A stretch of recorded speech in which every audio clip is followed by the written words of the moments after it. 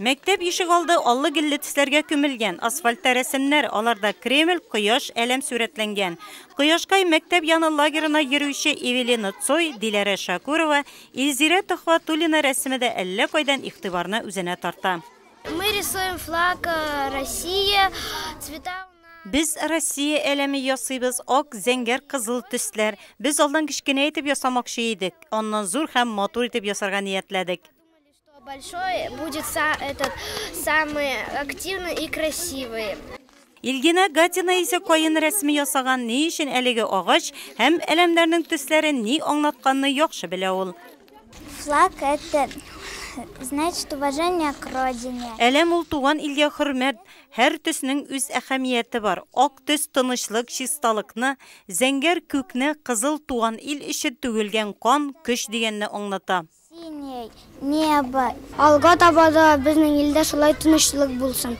Кояшкай мәктәп яны лагерына 78 бала йөри. 21 көн ял итү дәверендә биредә һәр көн патриотик тема буенча үткәрелә.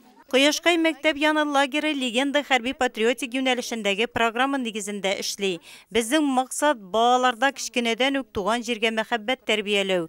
Балалар үз туган җирләрен белсеннәр, горурлансыннар дип өйрәтәбез. Бәйрәм көннән лагерда викторина да оештырылды. Укучыларга илнең президенты турында, элеккеге вакытта әлемнең ничек аталуын, Кремльдә кем эшләвен, әлемдәге төсләрне дөрес итеп урнаштыру буенча да белемнәрен барларга туры килде. Укучыларның җаваплары дөрес, алар бик актив һәм гимнны да дөрес итеп җырлап бирә алдылар.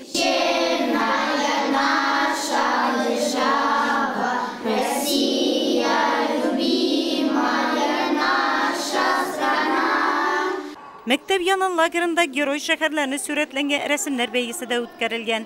Үз рәсемнәре аша балалар әлеге шәһәрләр турында сөйләгән. Россия көне шәһәрнең беренче мәктәбе укучылары өчен кызыклы һәм истә калырлык булды.